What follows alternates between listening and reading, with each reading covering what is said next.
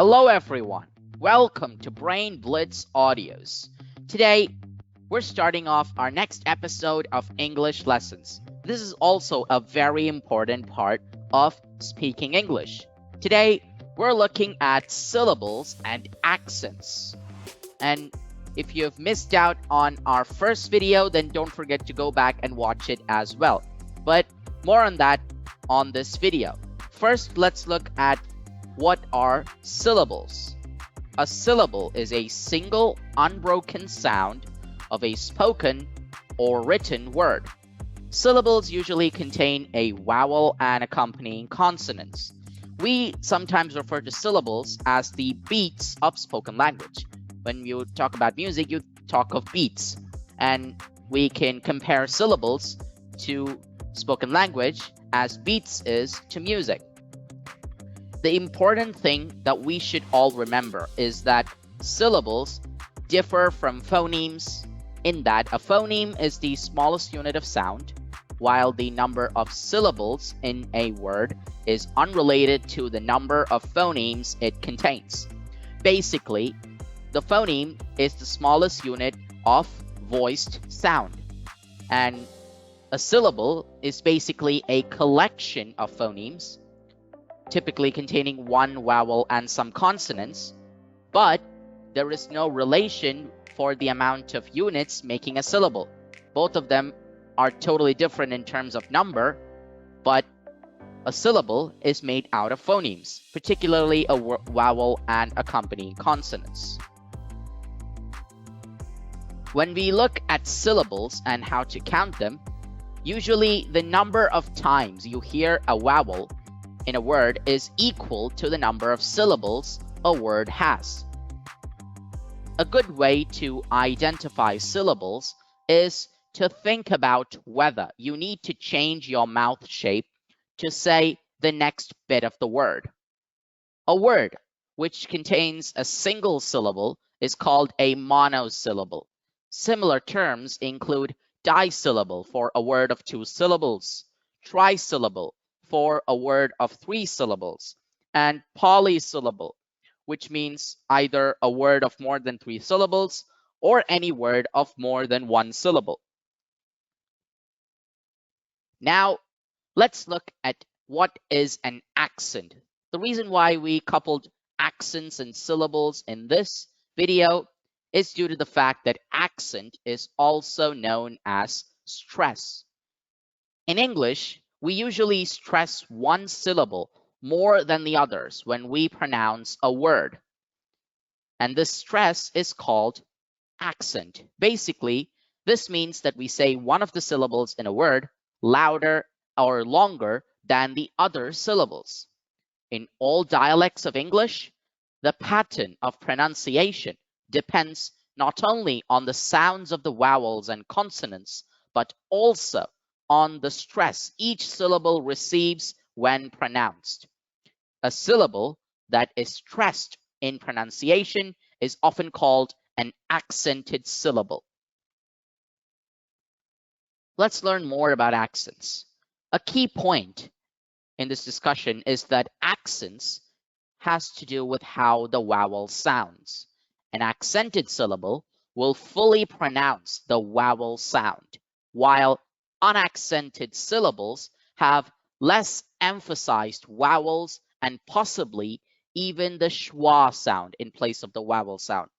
A schwa is the sound an unaccented vowel can make, and the schwa sounds like a short or the contraction that we use, So basically, is the sound which a schwa represents. Again, this is part of the International Phonetic Alphabet. The accent often changes the meaning of words which otherwise would be pronounced or even spelled alike. For example, the word object, when accented on the first syllable, object is a noun. When accented on the second syllable, object, it becomes a word. So when we say object, it is a noun, but when we say object, it becomes a verb. And that is why the stress often changes the meaning of common words with the same pronunciation. Now, let's look at transcription. This talks about how we represent the syllables and accents of the word in the International Phonetic Alphabet. For those of you who don't know the International Phonetic Alphabet, please pause the video and go back to our first video, which talks about the International Phonetic Alphabet in detail. Again, links down in the description. In the International Phonetic Alphabet, or IPA, the period, which is this symbol, marks a syllable break. For example, in the word astronomical, you find there is a syllable break or a period between as and tronom. So this is where we break the word into syllables. So a point basically shows you, a period shows you the syllable breaks. For example, astronomical, astronomical, astronomical. However, in practice, we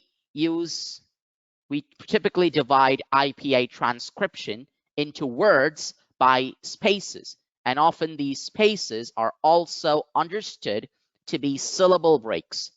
In addition, a stress mark, which is an apostrophe, is used immediately before a stressed syllable, and when the stressed syllable is in the middle of the word, the stress mark also marks a syllable break.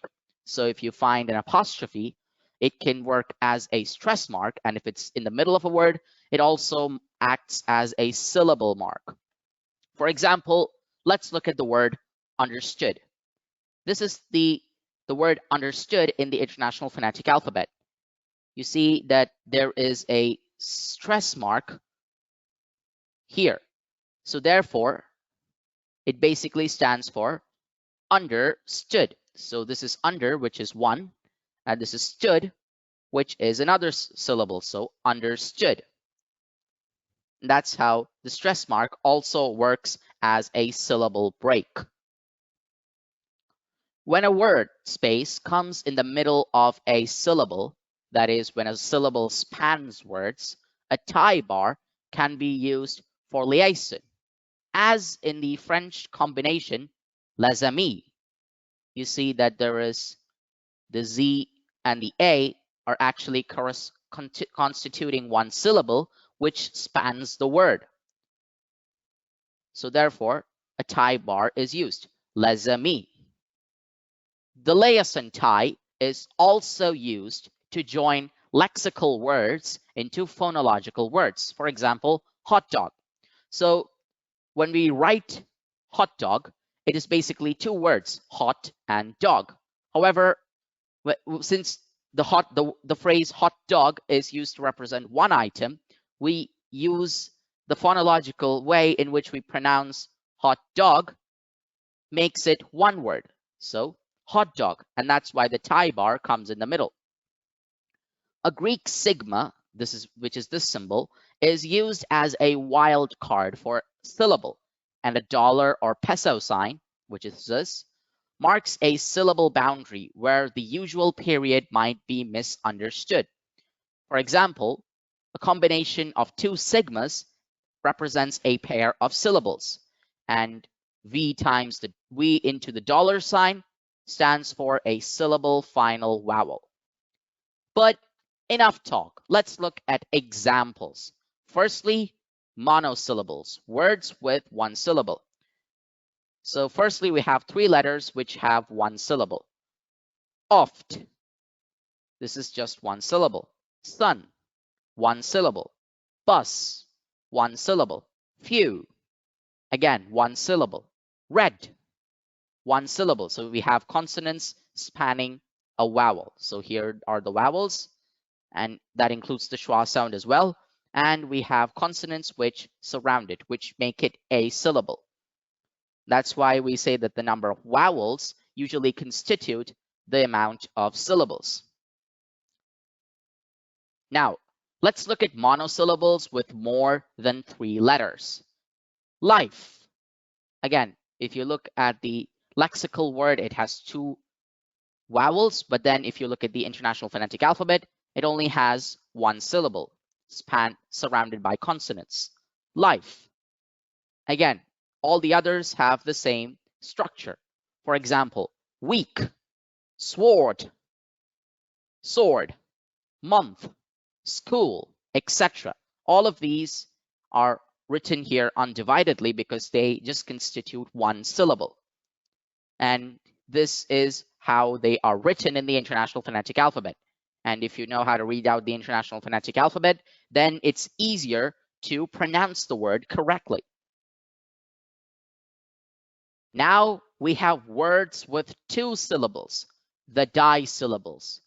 Firstly, let's look at dissyllables having 5 words. Let's have our first example, issue. If you look at the International Phonetic form of the word, you find that there is a comma between e and shu, which means that this is a dissyllable, shu. Now, you see that there is an apostrophe before the first syllable, e. So therefore, we can understand that the first syllable is the one which is accented. So issue. So the first syllable gets accented. So you have to stress that as well. So issue. For the next one, every. Note that the apostrophe comes over the first syllable. So every. Next, enter. Again, the apostrophe comes over the first syllable. First, second, enter. Next, abode. Here, the apostrophe now comes over the second syllable. So therefore, bode must be stressed instead of a. The schwa stands as the first syllable. So the word is pronounced abode, abode. Then the final example here is women. As you can see, the apostrophe is now over the first syllable. It's before the first syllable, so the first syllable must be stressed. Women, women, women. Let's look at some more dissyllables. Now, these are dissyllables containing 6 letters. Our first one, defeat, defeat. Here, you can see that the apostrophe is over the second syllable. So feet must be accented. So the word must be pronounced as defeat, defeat, defeat. Let's look at our next word, wisdom, wisdom, wisdom. Here you can see that the apostrophe is over the first syllable. So wis gets to be accented while dum is not accented. So the word is pronounced wisdom, wisdom, wisdom. Next, a common word. How do you pronounce? Police, police. Here you can see that the apostrophe is lying over the second syllable. So therefore, lease must be accented. So the word is pronounced police, police. Next, the word is narrow, narrow, narrow. Here, the comma symbolizes the break in between syllables. So na is one syllable and row is another.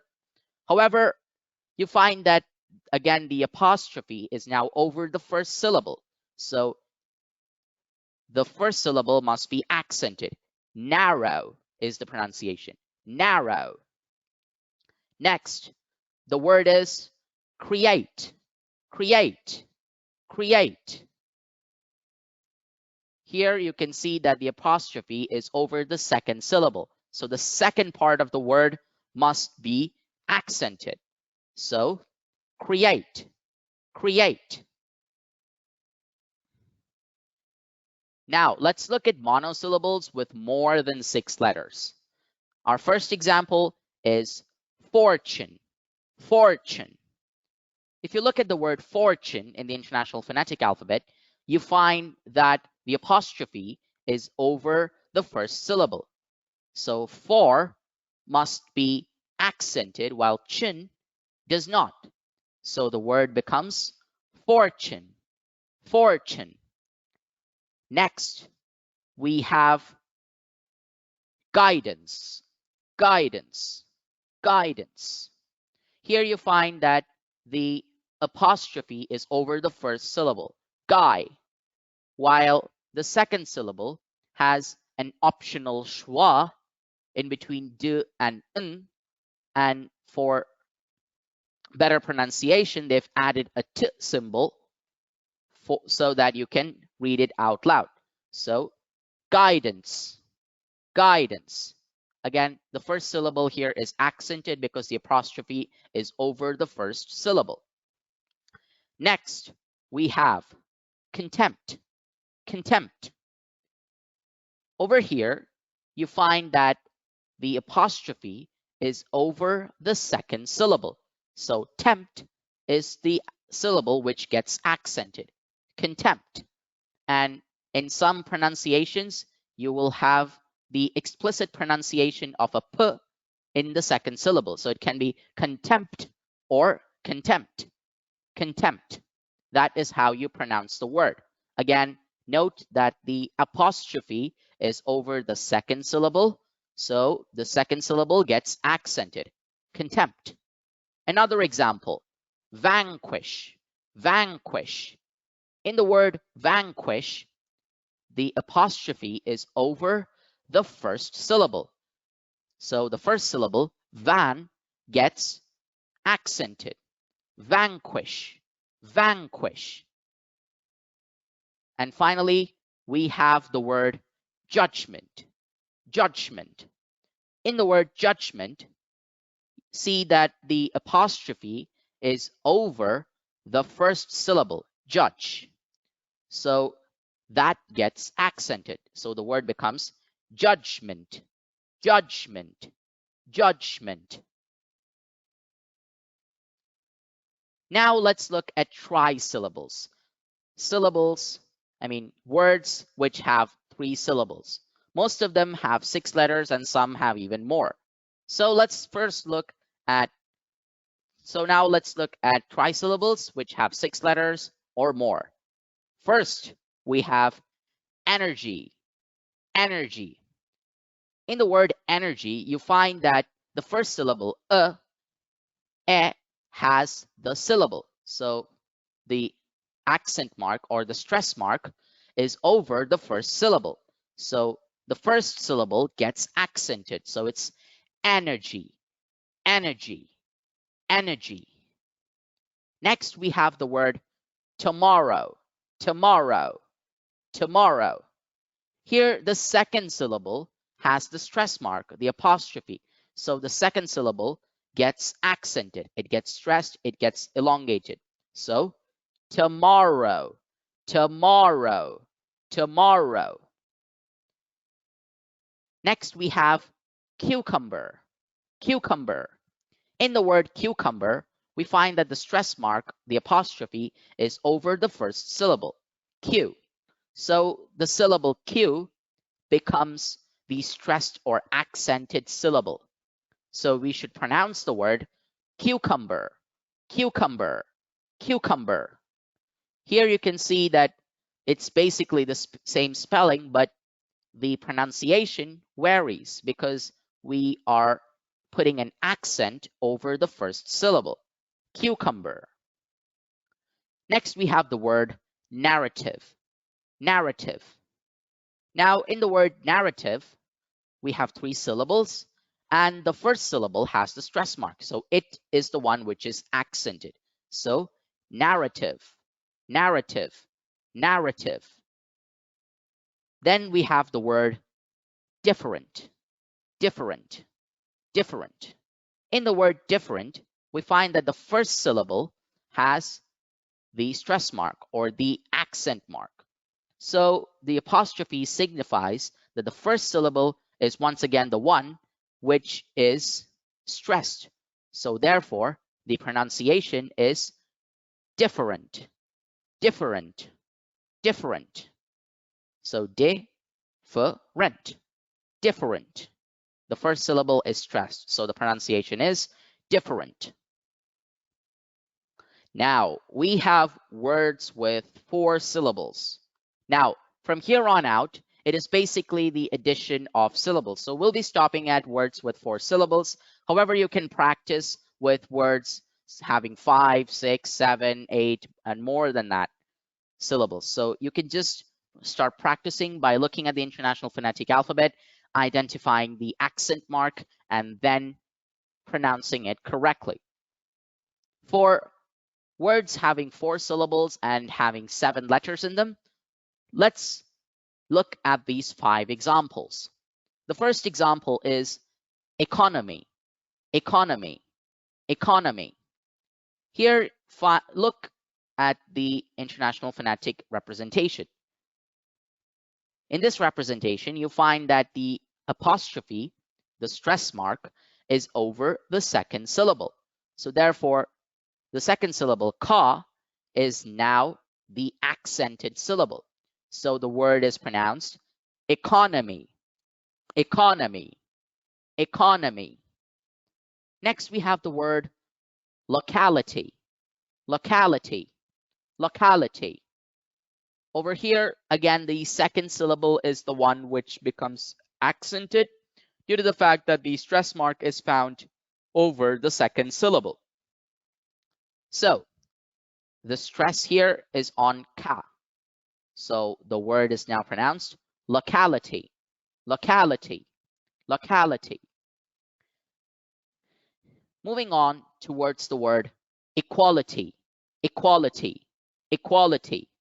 Here, the second syllable qua has the stress mark, so it is the one which is accented. All the other syllables can be pronounced lightly, but the second syllable must be stressed. So the word is now pronounced as equality, equality, equality. Next, let's look at the word immediate, immediate, immediate. So if you look at the International Phonetic Alphabet for the word immediate, you find that the stress mark or the apostrophe lies over the second syllable. So therefore, again, the second syllable is the one which gets stressed. The word is now pronounced immediate, immediate, immediate. Again, note that the second syllable is the one which gets the most stress, and the others are pronounced lightly, and also in accordance with the International Phonetic Alphabet. Our final example for the day, a word with 4 syllables and having more than 7 letters, is the word technology, technology. In the word technology, look at the International Phonetic Alphabet. See that the apostrophe or the stress mark is lying over the second syllable, no. So therefore, the second syllable gets stressed. The word is now pronounced as technology, technology, technology. And with these exercises, we hope that you have experienced the ways in which we divide words into syllables and represent them in the International Phonetic Alphabet. And you have a basic idea of what syllables are. And also we looked at the phenomenon that is stressed syllables, the so-called accents. And in these examples, we have shown you where the stressed syllable is. So if you look at the apostrophe mark in the International Phonetic Alphabet, know for sure that the syllable that succeeds it becomes the stressed syllable. For example, technology. So the second syllable na has the apostrophe or the stress mark.